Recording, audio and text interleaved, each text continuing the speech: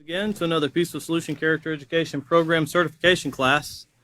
You can all be seated, those of you that are standing and those that have been making their way in from this wonderful West Texas day. Plenty of heat, which is better than the cold to me. So, you know, everyone has their own weather temperature they like, and we're going to talk a little bit about that tonight also, on how some things are just beyond our control.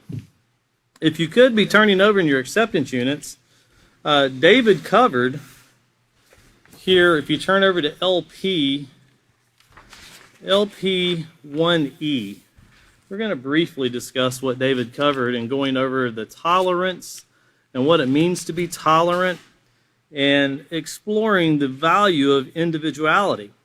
And remember, to have value is to deem something to be important to yourself. And of course, we learned that on the character unit, page 6. And a lot of these things are rehearsing from the character unit that we're building up to, with that foundation that we've built upon and we're going to continue to build upon. But he went through procedure 2, and he explained to the students that in this new unit called acceptance, that they would explore once again the value of individuality, tolerance, and positive interaction. So if you'll turn with me over to page, we're going to turn over to page 2. Page 2, because page 3 goes along with that procedure, and we're going to need to cover page 3 before we continue. He kind of ran out of time and wasn't able to cover that page, but it's part of procedure 2. But we want to talk about this tolerance that he went over and he was explaining to everyone, because tolerance is something that you really don't see in society. We seem to be a society right now that has a lack of tolerance. People becoming angry. It's in the news all the time, every day. Anger at an all-time high. Delivery drivers beating people. And now, of course, I know in the news they showed a delivery driver that kind of lost her temper and kind of beat one of the ladies she was supposed to deliver a package to, but they kind of cut out all the things the lady said to her. Not that that makes it okay to beat someone, but there was a lot of interaction that took place. And then, of course, airlines are at a loss what to do with what people are doing because of the lack of acceptance of rules that are put upon airplanes, or the service right now of flying. But these things are something that we'll find if we can gather this information together and build upon the acceptance of morality.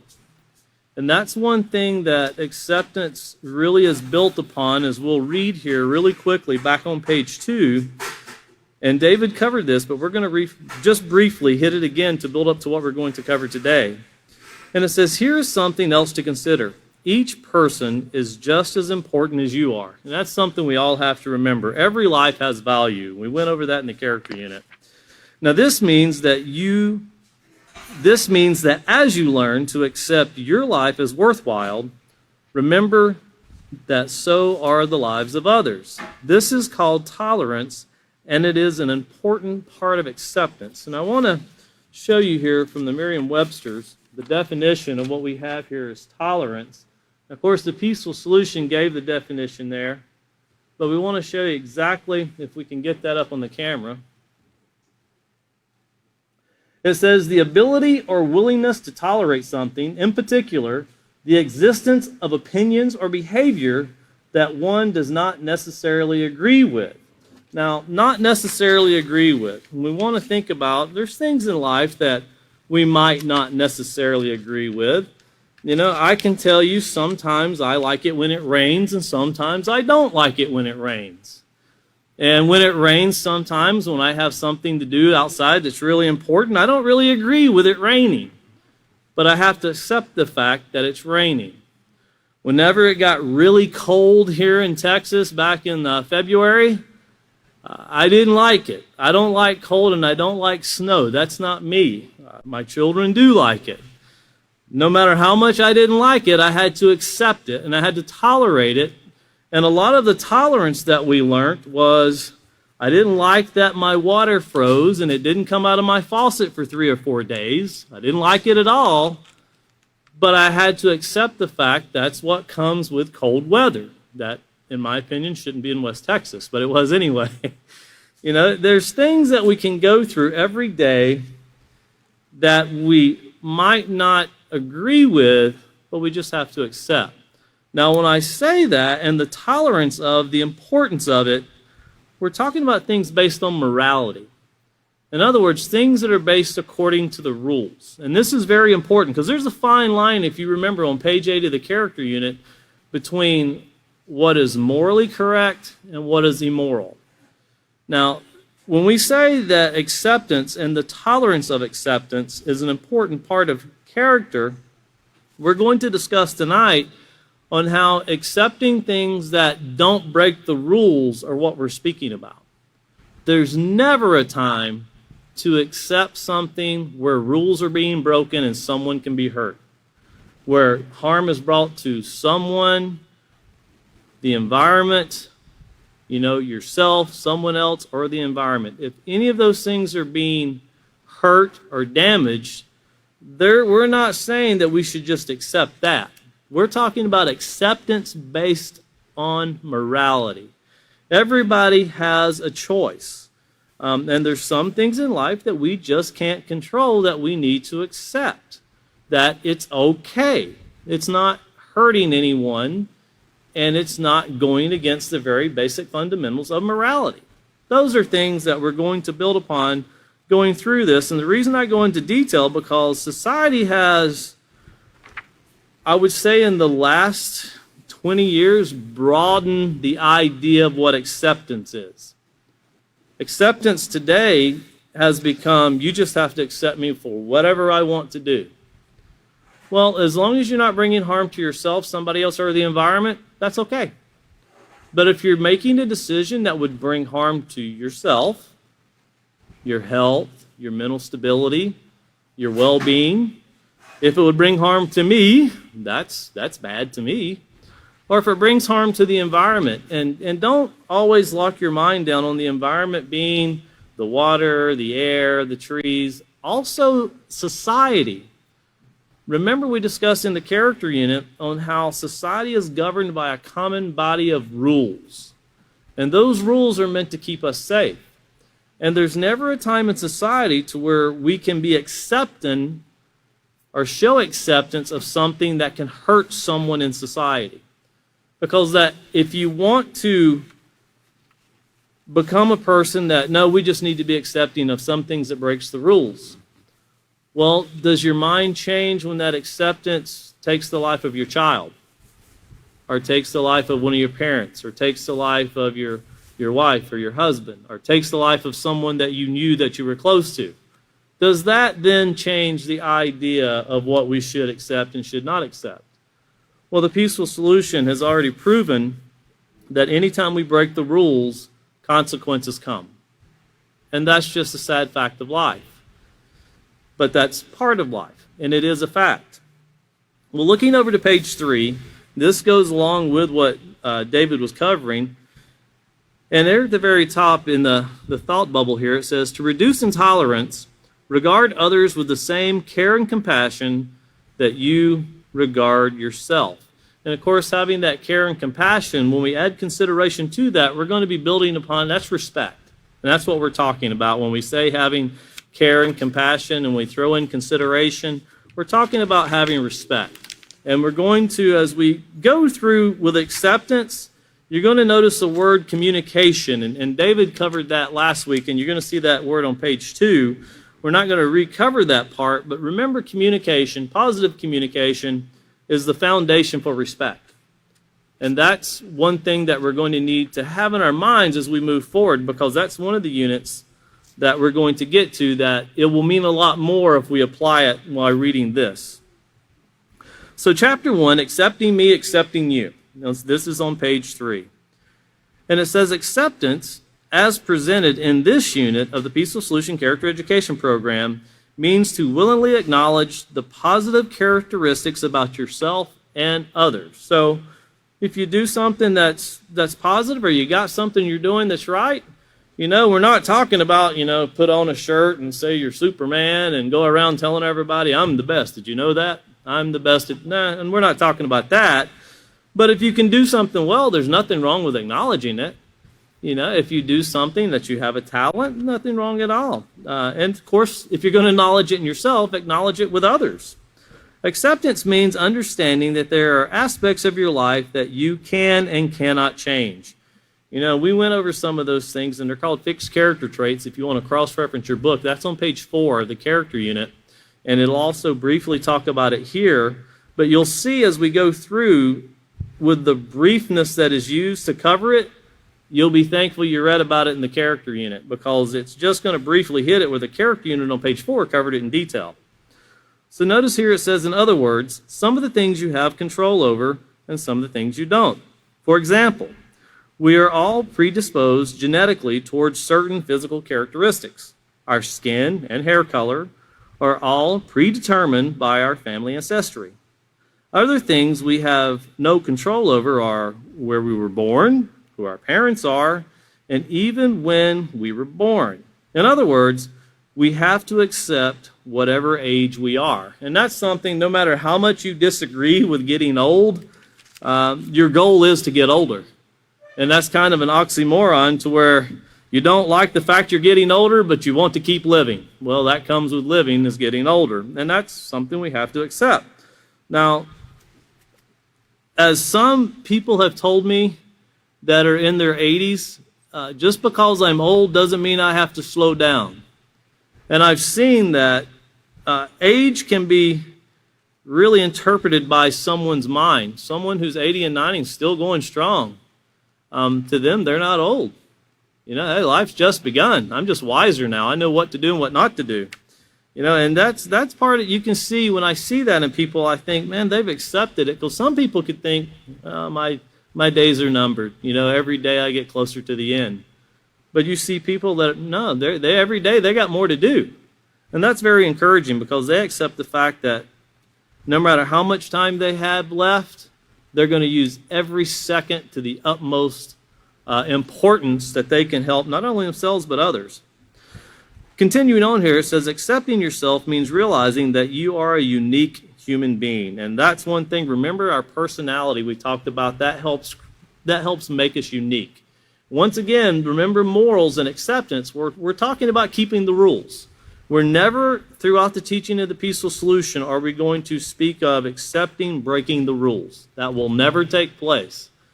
That's not something that is conducive to a peaceful solution. So continuing, it says, your ability to make a difference in your life and the lives of others depends only on the amount of time and effort, notice, you put forth into your studies. You put forth into your studies. Now, you can go ahead and underline that. And let me check before I tell you. Yeah. You can go ahead and cross-reference to page 11. We're not going to turn to page 11 tonight, because we're not going to get that far. But your effort you put forth into your studies, and you can write, knowledge is power. Because having the knowledge to make the right choice gives you the power to be able to do powerful things that benefit society. You want to talk about a superpower? A superpower is something where you can benefit everyone. That's a superpower when you can learn to practice positive character and morality throughout each and every life, your life and others. You can bring it into the lives of others, into the lives of people you've never met. Meet with countries. In today's society, you can meet with people all around the world. You can engage in a conversation with people in different continents just for your phone these days. And think about how you can help make a difference in societies that, societies are hurting right now due to viruses and economies and wars. People are really depressed. And we're going to talk about some of that depression, how people not accepting themselves and the situations they're in, which are really beyond their control sometimes, can lead to some really bad things. We'll turn over back to the lesson plan here. We're going to turn back over to LP 1F, and we're going to start with our procedure 3 tonight. And I didn't mention it to begin with, but for those of you that are watching online, if you don't have a acceptance unit, you can download it free of charge. It's there on where you see the character unit. If you don't see the acceptance unit, you'll see a drop-down menu that says More. And if you'll click on that More arrow, it'll drop down and you'll be able to download the acceptance unit teacher's manual. and you can put that on your computer and you can go through with it. You can print it out if you want to for your own book. If you're overseas, I know it's hard to get things by mail these days. You can print it out, put notes in it, highlight things, and that way you have them where you can use them, and you can use them as not just teaching yourself, but going in and help teach your societies, your communities, the neighborhoods that you live in. So once again here on LP1F, Procedure 3, and it says, have students turn their handbooks to page 4 and read the section entitled, The Positive Side of Me. So we're going to look at ourselves, and anytime we're looking at ourselves, you're getting ready to evaluate. You're getting ready to evaluate yourself. Peaceful solution will always have you to evaluate yourself first, and then you can evaluate society, but the peaceful solution will never have you to evaluate your mom and dad, your authority, and we'll get into why, but I want you to think about this. The evaluation, you can always evaluate yourself and your actions on society. Sometimes, the reason I say this, sometimes people are very accepting that they have shortcomings and, well, I do it and it's okay. But they can see society do it in an overall aspect and it's not okay. Well, I lay out of work at least once a week, should be okay. But when they go to the grocery store, well, where's all the people supposed to be running these registers? Well, somebody laid out of work today. Well, I shouldn't fire them then. They should be here. It's a job. And that's pretty common in society. I only say that because I heard that recently. It's someone, and I thought, well, that's not being very accepting. It's okay for you to not do it, go to work, or for you to lay out of work, but you didn't like the fact that other people do it. For every action, there's a reaction. So consider, when we evaluate ourselves, we want to make sure that we don't approve of something that we do and then kind of condemn it when society does it. We have to really look at it. Is it breaking a rule? If it's not breaking a rule, then it's okay. But moving forward here, the positive side of me, it says, ask students to share with the class some of their positive traits and abilities. Underline that word, positive traits. Because when you ask students, and I'm sure teachers that have taught class, you'll have to sometimes check to make sure what they say is positive. What's positive in the mind sometimes of a teenager or an adult might not always be positive.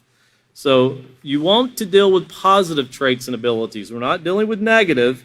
The reason we're not dealing with negative, because sometimes people can hang their laundry out to dry, so to speak. They can hang it out in front of everyone.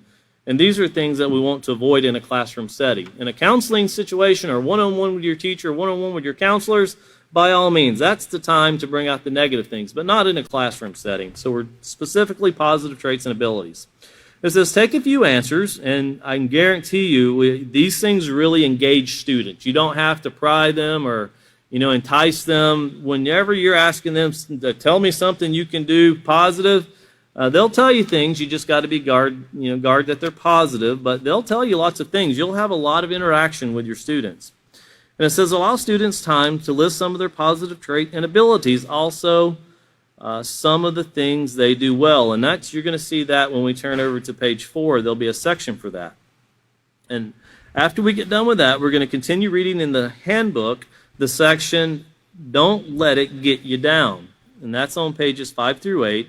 And complete the chart on page 7. So that goes in with the procedure. Have them list what they do and do not have control over. Allow a few volunteers to share with the class what they wrote. So first we're going to turn over to page 4. And before tonight's over with, we're going to be able to hopefully get to the part that's going to show us acceptance sometimes in the peaceful solution. When you go through the books, you have the character unit, and everybody really likes to get into the character unit because it's the foundational part.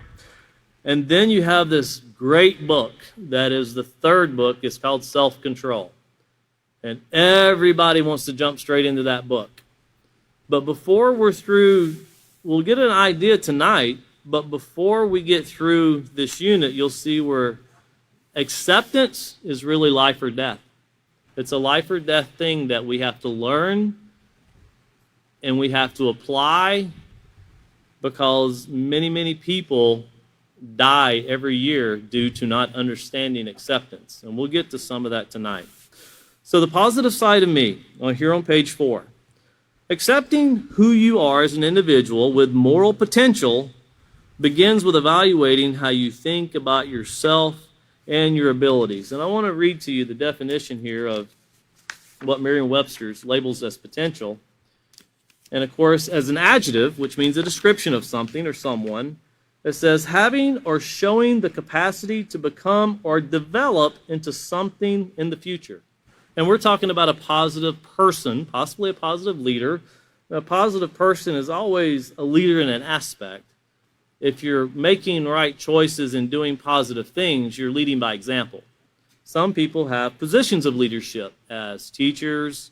They can own businesses. They can be supervisors. They can just be someone that's been placed over other people as a leader. And that comes from leading by example. And of course, as a noun, it means the qualities or abilities that might be developed and lead to future success or usefulness. So this is something, the potential is something where you can be a benefit. You have the potential to do something. It's within you to be shaped and molded to be a benefit to your fellow peers, to society.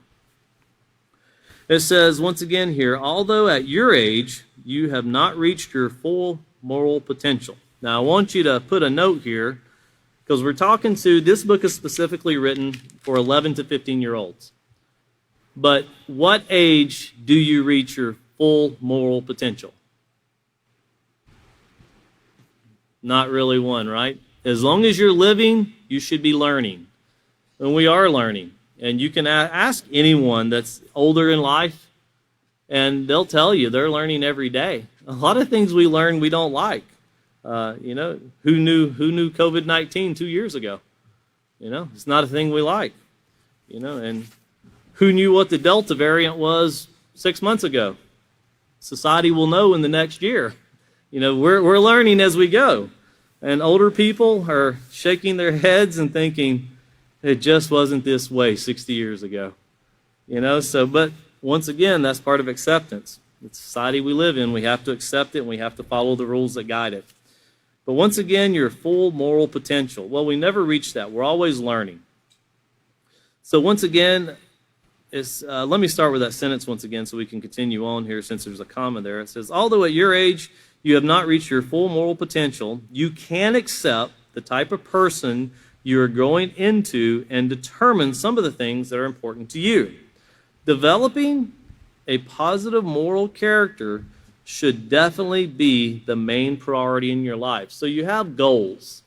And every teacher I know that we went into, they always have a breakdown of goals or hopes or dreams. They label them different ways. Sometimes goals sounds too dull, so they'll call it dreams or they'll call it hopes. The peaceful solution refers to hopes also.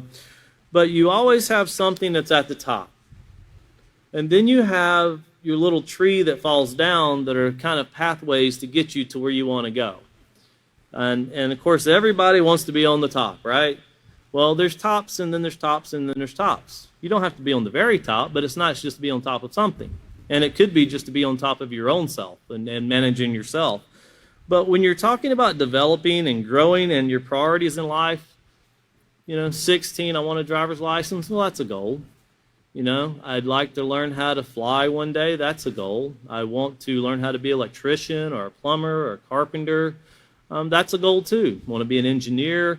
All of these things are goals. Want to be a parent, have children, have a wife, want a house on the lake. I want a house in the country. I want a house in the city. All of those things are goals, and all those other things they're all okay, these goals.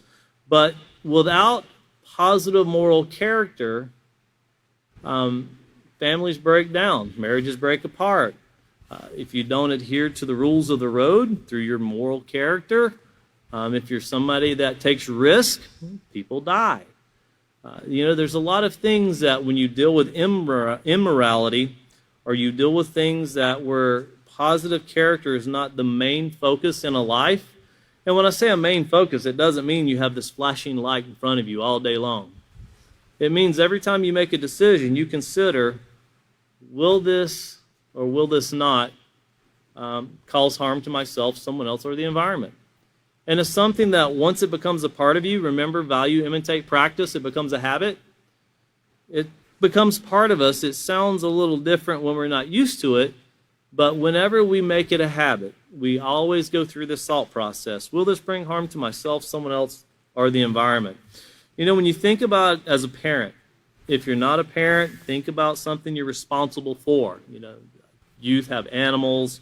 One thing that I know you can bring up in a school, a teenager and their video game console. You know, would you take it and leave it in the rain? Oh, no, absolutely not. You know, but when you think about something that's has life, that's a little bit more important, like animals. And you want to talk about how keeping them from harm. You know, you don't want your dog to run out in the road. You don't want your dog to get hit by a car. You don't want your cat to get hit by a car. And there's certain things that, with life, once it's gone, it's gone. And you have to accept that. There's nothing you can do once your dog is ran over to get your dog to come back to your yard and run around again. You know, once it's dead, it's dead. So you try to connect with your students through something that's kind of, that has certainty to it. Because when you get into the video games, they'll always say, I'll just go buy another. But they'll guard that more than they will anything else. But try to, when you get into this developing positive character and being the main focus in your life, the reason we're saying this because whenever you're responsible for something that's important to you, you want to guard it and protect it. And that's how you should look at everything. And other people's possessions, not just your dog. Someone else's dog is the same way. If someone's dog ran out in front of you when you're driving down the road, would you try to avoid it or just run it right over? I've seen both in my life, where some people try to avoid them and some people just hit them and keep on going. You know, and I always wonder, how could someone just do that and not care? Well, I don't even know if they see it. But once again, try to connect with them through this developing positive moral character, how it should definitely be the main priority. Try to pull out something where they have to connect with something that's certain. Apply certainty to it. You can't go back to the store and get another one. There's no restart button to it. Be mindful when you bring that up. The reason I say pets, be mindful when you bring up things in a classroom setting, when you talk about parents, siblings. Be mindful you could hit some very sore subjects. So try not to bring up family members. I only say that from experience to where we brought up about parents and we encountered someone that got into an argument with their father. Father went to the other room, 30 minutes later shot themselves. Now the student kind of told us about it, but it always stuck in my mind. Be very mindful of what you're using for examples, because there's a lot of bad things people have experienced even at young ages. So try to relate them to more things that are not within the family. Continuing on here, it says, it is ironic, however, that society puts so much emphasis on how we develop physically, but often neglects the importance of moral and ethical development. You know, think of Hollywood. What do they focus on? Plastic surgery, enhancement, hair color, got to do this, you know, have this certain skin tone. Everything is based on presentation of the person. But morality, well, we won't go too deep into that, but morals are not really adhered to too much in role modeling in our times. These stars or role models of society, whether it be sports or so forth. Sometimes athletes spend more on cars than average people spend on houses. You know, it's just something. Now, is that okay? Yeah, it's fine. Don't break any rules. But whenever you're basing your ethics on things, and of course movie stars in general, and I'll use an example to where I seen on the news, it was about a year ago, I seen on the news and they were showing this movie star. And it was showing how they had a child with this other movie star. And I was like, that's odd. I could have swore they were married to someone else. And so I went and looked it up, and they were married to someone else. And then they got divorced and got married and got divorced again, and then they finally married this person they had the child with. And I think, about what does this do to society when we don't keep agreements? And some people are of the mind, well, if you get together and it doesn't work out, it's okay to split up. Well, how does that affect 11 to 15-year-old, right? What in the world could that possibly do to them? When you go into a school, ask them, how many of you have boys and girlfriends? Almost all of their hands go up. And you know something that's really common that they accept in school? I broke up with her last week. I'm dating him now, her now. I'm doing this now. Next year, I broke up with her. I'm dating this girl now. It's this constant of get in a relationship, break up, get in a relationship, break up, get in a relationship, break up. Well, how does that affect the mind of a youth? We'll read about it tonight with acceptance. How does it affect the mind of a youth? Because let's don't be so condescending in thinking that they're just holding hands walking down the hallway.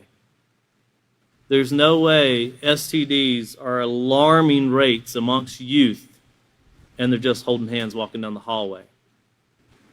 And it's due to this getting into a relationship, get out, get in, get out, get in, get out, get in, get out. And by the time you leave high school, you've had 15 relationships.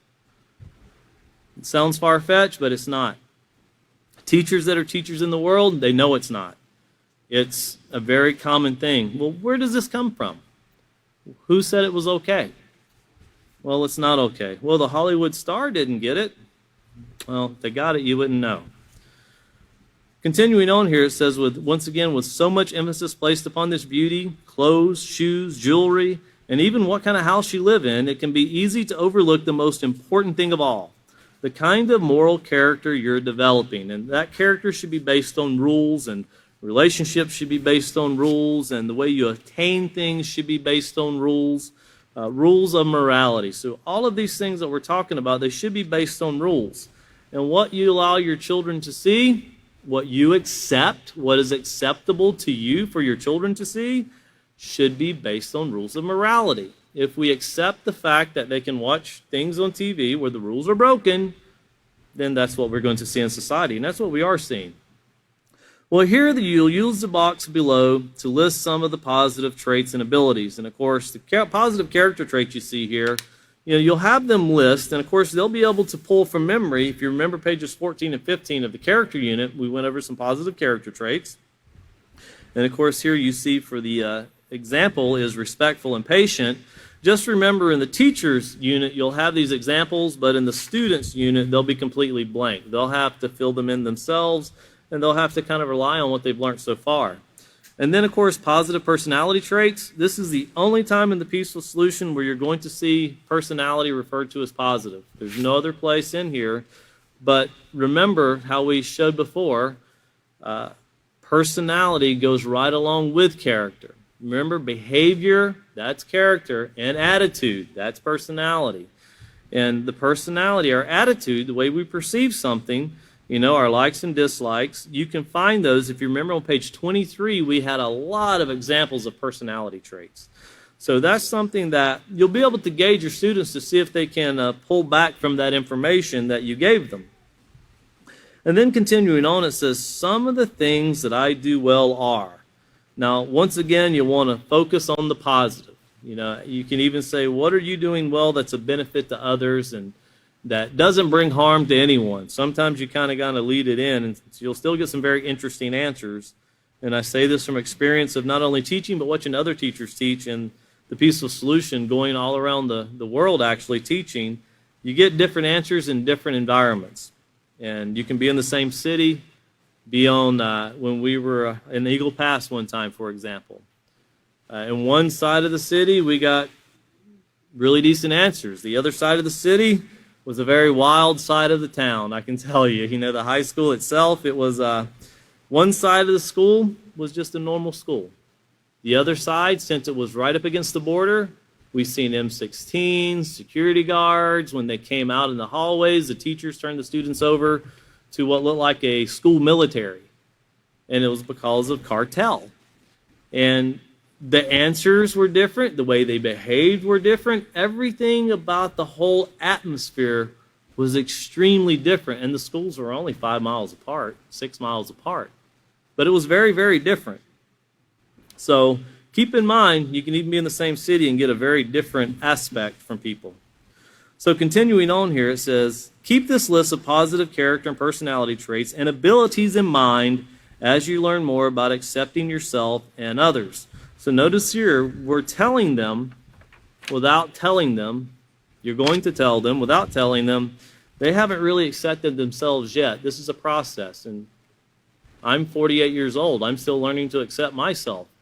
All of us should still be learning to accept things about ourselves, because that's part of learning and becoming more positive, getting rid of the negative and accentuating the positive, as we talked about in the character unit, but about accepting ourselves and others. And that's something you never come to a completion on. You're always learning, you're always adding, always developing, and always growing. It says another important aspect of acceptance is learning how to improve yourself without forgetting to value the positive things that make you the unique person you are. And of course, that value is those rules. That morality is what we're talking about. So learning how to improve ourselves without diminishing the value. Like you want to get a position in a company. You don't want to do things that are detrimental to the other people who are also vying for the same position. If you want to be recognized in society in certain ways, you wouldn't want to step on other people to kind of build your own platform. You'd want to work with other people to build a platform, not step on them. Notice here it says the stature gained by achieving positive moral character far exceeds that of feet, inches, glamour, and magnetism. Now, the definition for stature from the Merriam-Webster's dictionary, it says the importance on reputation gained by ability or achievements. So the importance or reputation gained by the ability or achievements. So that stature, you can have a stature of importance, and you can do it in a very honest, positive way. Or you can be a person of stature and do it in a very dishonest way. And talk about acceptance. One thing we've seen this year, and it throws a whole bunch of things into this. For examples, you think about a person of stature, President of the United States. That's known as the leader of the free world. Now, no matter who you voted for, you have to accept who won, right? Well, you still have to accept it. I know a lot of people don't accept it, and I don't have a choice one way or the other. I didn't vote for either one of them, so it didn't really bother me any. But when you think about the acceptance and the stature, think about with the campaign and how, well, they stole it, we really won, this and that. And what is the truth? Well, I don't know. I don't get into politics that much. I don't really care for politics. But when you think about this stature and how they gained it, we're talking about supposed to be the highest position in the free world, and there's no agreement on whether it was attained right, attained wrong, who's the winner, who's not the winner. But it really kind of brings down the legitimacy that you're going to get a fair shake in society. And then you talk about the magnetism. And that's what everybody that's in sales tries to attain, and that's the ability to attract and, as they say, charm people, to get their attention. So what you're telling them, they kind of hang on to your everlasting word.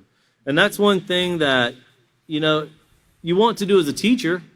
You want to grab the attention of your students, and you want to be kind of a magnet of education, but you wouldn't want to be a magnet of foolishness, where everybody wants to hang around you because you're the fun teacher, because the fun teacher it breaks the rules after 5. No, you want to be someone that you keep the rules and you still attract people because they know you're going to be honest with them. They know that you're going to accept the fact there's things that govern life, and you're going to lead them in a positive way. And there are people that want to, I feel like the vice president with his fly up here, but they want to be led, and they accept the fact that to have success, they have to be led in a positive way. So once again, where they build up here with their positive character traits. They write down some positive personality traits, and those are things that are helping them to move well in life. And I say positive personality traits. Remember, being shy is not a bad thing.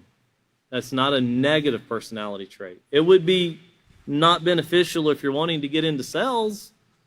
If you're selling things door to door and you're shy, that won't go very well. So you want to make sure to address these things so someone who is shy doesn't walk away thinking, oh, I guess that's negative. No, it's not. Sarcasm, that kind of ties into attitude toward the rules. That can be negative. It can be disrespectful. So this personality and character ties in very close, hand in hand, with the way everything comes together. Now, don't let it get you down. Here on page 5, notice here in the side you see the mirror, and it says, is my hair messed up? Do I look fat?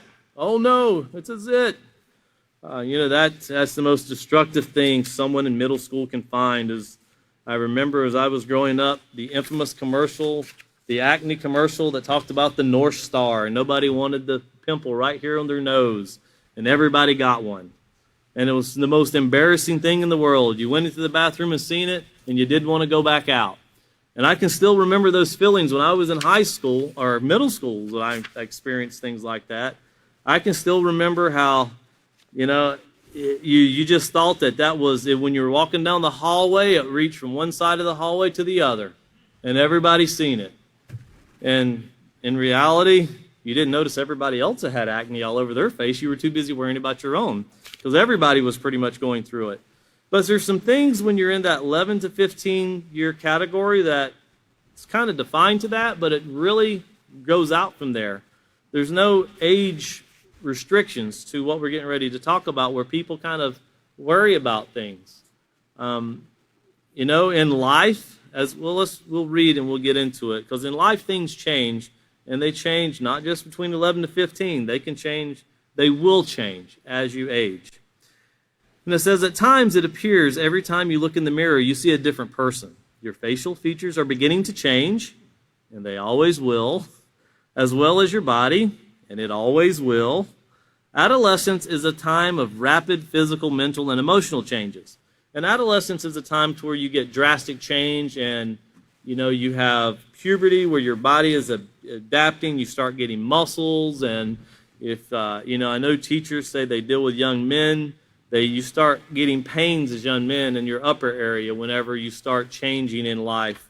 And I know young ladies go through changes in life where they kind of need someone to guide them also in certain aspects. And that's when you need to get with your trusted adult or counselor and talk about these things, because never think you have to go through them by your little lonesome and no one's trained you. Parents, guardians should help talk to their children about these things to prepare them for what's coming, but sometimes people aren't prepared, and things start in life as they get older, and they just don't know what to do. So accepting things, remember the knowledge is power. Education, even to the youngest people, will help accept certain things and learn how to deal with certain things in life. Notice it says here, during adolescence, you might experience many insecurities concerning your physical appearance. There can be many insecurities, and it could be easy to forget the special and unique person you are. Some people have never been told they're special or unique. Some people never heard that. So we're talking from an aspect of someone that knows this. Not everybody knows that. In fact, I would say a lot of people don't know that they're special and they're unique in a way that they're going to benefit society if they push for a positive moral character. But continuing, it says, believe it or not, feeling insecure at times is common and is a normal part of growing up. And it's never going to go away. You can feel insecure when you're 20, 30, 40, 50, 60, 70, 80. That's just part of not knowing what lies ahead.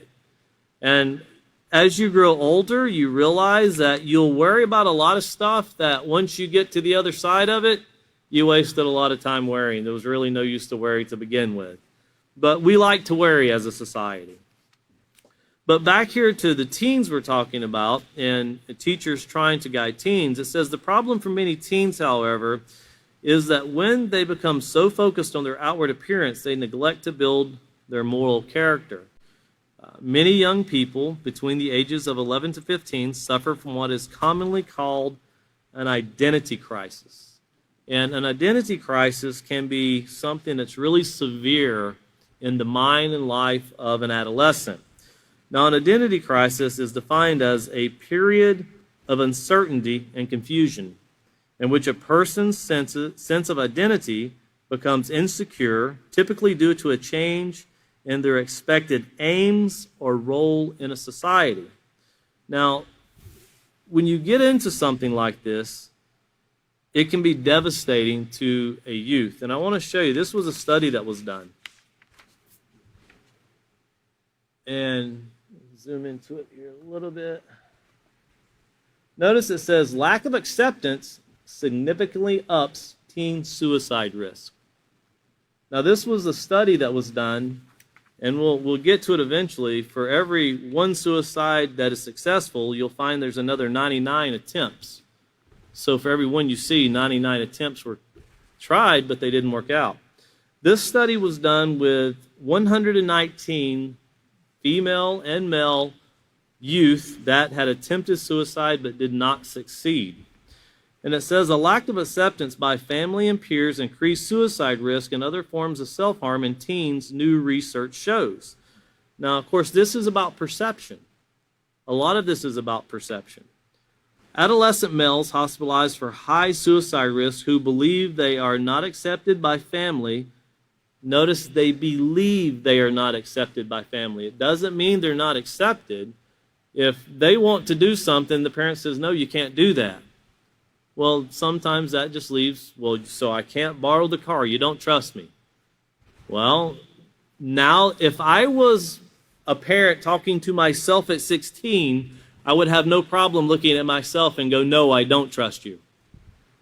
But I sure wanted my dad to trust me, but I wouldn't have trusted myself knowing what I know now. But notice they believe. It doesn't mean it's true. They believe this.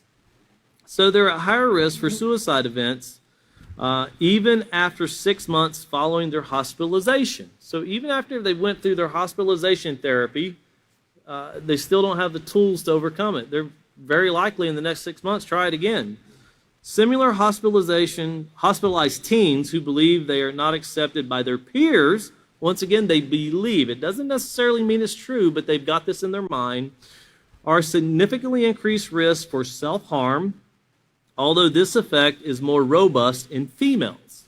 So it's talking about self-harm, whether it be drugs, cutting, other things that lead to the damaging of the body. A lot of these things come forth from the belief of lack of acceptance. It doesn't mean they're not being accepted. They themselves feel that way. And sometimes crossing the bridge of getting them to understand, we accept you, it's the immorality that's the problem. That's where we have the problem. But you as a person is fine. We just can't have breaking rules. And of course, that's where it gets into, well, no one cares. No, we do care. And that's what we try to tell the students. We always care, but we can't condone breaking rules. Breaking rules hurts you and it hurts everybody else. And somebody eventually is going to suffer really, really bad because of the breaking of the rules. And some people think, it's just a simple thing, small thing. Look in the news today and look at these very little things where people are getting out of their cars and beating the living daylights out of people. Look at where parents are sitting in drive-thru at McDonald's and their 6-year-old little girl is getting shot because of a drive-by shooting. Society's bad, and you don't always have to be the intended victim. You could just be a bystander. But one thing we know, causing an atmosphere where there's aggression never benefits anyone. And sometimes as youth, I remember in my youth, it was hard to see that I was causing aggression or problems, and I just felt people were against me. But when I can see it now, I realize I was really going in a direction that would have been detrimental to hurting other people. And you do hurt other people. You just don't see it. When you finally see it, that's when you realize that you have to accept the fact you need to change. And part of acceptance, once again, is accepting we have to change. Well, continuing on here with this identity crisis, it says, faced with society's views based on beauty and attractiveness, teens find themselves constantly trying to measure up to what is considered sexy and appealing. And when you look at society and the things that advertisement, it's a very well-known thing, sex sells. That's what they say. You can buy a car, you can buy a soda, you can buy anything, and they'll try to sell it with this, what gets the eye, what gets the attention. They want your attention, then they give you the sales pitch. Well, that's what they use. I tend to wonder, though, if we just use things for what they were, and you take a half-dressed woman or a half-dressed man, and you put them up beside a poster that says, herpes, once you have it, you'll always have it with you. Or gonorrhea never goes away. If you would put that beside factual statements, 20 million STDs every year, you can be the next. If they would put it beside things that this is really what takes place when you go this direction. Because if you didn't have that appealing, you wouldn't get the attention. That's why it's used, to get attention. But the facts that go behind the things that are appealing are always diminished, they're always pushed down low. And of course, it leads to, once again, children doing things they're uneducated concerning. And then they have to accept the fact, once you get herpes, you've always got it. You just have to accept it. There's no way to get rid of it. That's a scientific fact. Young people that are looking, that don't believe it, look it up on the internet. Nothing you can do to get rid of it. So best thing to do is don't get it. Accept the fact that there's rules. Be thankful that we're given this education beforehand. A lot of people don't find this out till afterwards. And we've met people in schools that didn't know this until afterwards. So be thankful if you're educated. If you're a youth, be thankful you're educated on how not to fall into these things and then practice not falling into them. Notice it says society standards are misleading. And that's what we were talking about a little while ago. And they can lead to feelings of self-consciousness and self-criticism. In other words, I'm too fat and too skinny. My hair needs to be a different color. I'm not short enough. And then there are people that do say that. I'm not short enough. And another one, I'm not tall enough. I can't do this. I can't do that. My skin's too dark. My skin's too light. Oh, I'm from this country. I'll never succeed. You have the critical race theory, which I don't even know what that is. And I haven't found anyone that can explain it yet. And I've watched videos on it. And no one really can show what a true definition is. But it doesn't teach acceptance. And one thing the Peaceful Solution has taught, if you want a critical race theory, there's only one race, and that's the human race, and we need to accept that. Color of skin, irrelevant. Country of origin, irrelevant. If we could accept the very basic facts that no matter how rich or how poor, how tall or how short, how fat or how skinny, how dark or how light, everyone has value and everyone has potential, and that's not a theory, that's a fact. If we could put that in the forefront of our minds and in the forefront of our children's minds, we would have a lot less problems in society. But sowing divisions with just theories will never benefit anyone. And challenge yourselves. Look at theories and see if they cause division. Because if they cause division, they cause harm. Continuing on here, it says physical traits such as freckles or a wide mouth on someone who is self-conscious can cause that individual to spend a great deal of time focusing on a perceived physical flaw. Now, notice once again, perceived or something they believe. Not necessarily anything wrong with that person, but they believe that something's wrong with them. One becomes self-critical when he or she begins to dislike their overall appearance because of the one physical trait that is perceived as a problem. Now notice the thought cloud here over to the side. It says, isn't it great that we don't have to wait a single moment to improve ourselves? And I think about that every time I look at my exercise bike that has my clothes on it. I think one of these days I'm going to use that thing. I bought it with great intentions. Not today, though. Yeah. I have to accept the fact I'll probably never use it. And that's okay, too, because I've got other things to do. Here on page 6, notice it says, read the following excerpt from a teen's diary. Now, I want to, and I only do this because this came up in a school one time, so it's okay for me to read my sister's diary? No, it's not. That's called trespassing. That's stealing. You're taking something that belongs to someone else. This was submitted to the Peaceful Solution for us to use.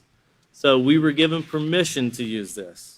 But no, don't go messing with people's diaries or journals. It's not acceptable. Notice here it says, that's it. I'm not going to smile anymore. I feel like the whole world can notice this gap in my teeth every time I talk, laugh, or smile, especially. It's like everyone is looking at my mouth. They're probably wondering why my parents can't afford to buy me braces. When you read that, I think of people like David Letterman, who is worth hundreds of millions of dollars. Michael Strahan, who this year on April Fool's Day, his April Fool joke was he told everybody that he got the gap in his teeth fixed, and he's someone that's on, I think it's Good Morning America. He was a football player worth hundreds of millions of dollars, but he actually joked that he got his gap fixed because he actually said it made him who he was. So he actually liked it. But there's some people that it would really, really bother to the point of they don't want to be around people. They isolate themselves. And we can think, that's foolish. Well, you're not the person with the gap that thinks it's a bad thing. And it's not a bad thing. And later in life, they would find out it's not a bad thing, but it's hard to see that when you're a youth that's trying to keep up with society and the fictitious world of perfection that's put around people, where perfection is measured with the whiteness and straightness of your teeth, the complexion of your skin, the way your hair is done, not just the shoes you wear, but the price that the shoes cost that you're wearing. All of these things are very fictitious, but it causes children a lot of trouble to try to keep up with society. Notice the following was adapted from an article found on a popular teen site, and it's Teen Health, www.kidshealth.org. And it says, did your nose grow overnight? It's always been a honker, but today it's all over your face. Makeup, you decide, is the solution. You spend another 45 minutes after your shower experimenting with nose slimming techniques and blush. Perhaps there's something you can do with your hair to camouflage your nose. And once again, this sounds funny, but think of the people that spend a lot of money having their nose changed to get the ideal nose. This is a big business. If you've never looked it up, I've always said that if you take an individual, and I'm not trying to speak against people that want to make choices, but if you take people, popular people, that have these facial surgeries and show before and after pictures, they usually look a lot better before they had anything done. They looked a whole lot better. Because once you start grafting and taking bone away, it's hard to change. Then you have to accept the fact you had I don't remember what they call that, but you have a really bad nose job, or it's a really bad experience. They've even got TV shows that talk about these things where people go in for plastic surgery because they wanted it to be better, and it turned out to be really, really bad, and there's nothing they can do with it now. So we're going to stop right there on that point, and we'll let William's going to pick up from this point moving forward, and he'll go back and cover some of these points, because when we move forward here, we're going to get into how the things that we think are comical at first will go back into these teen suicides. It can lead to bullying. It can lead to depression of youth. It can really lead to the loss of life that never had to take place because someone was not able to accept something that was really not important anyway. It was just something that everybody should have accepted, but they feel as though they're condemned for it. So our next class is going to be this Wednesday. It'll be the 23rd, and of course it'll be at 5:30, and we'll pick up on page 6. Thank you once again for coming, and we look forward to seeing you then.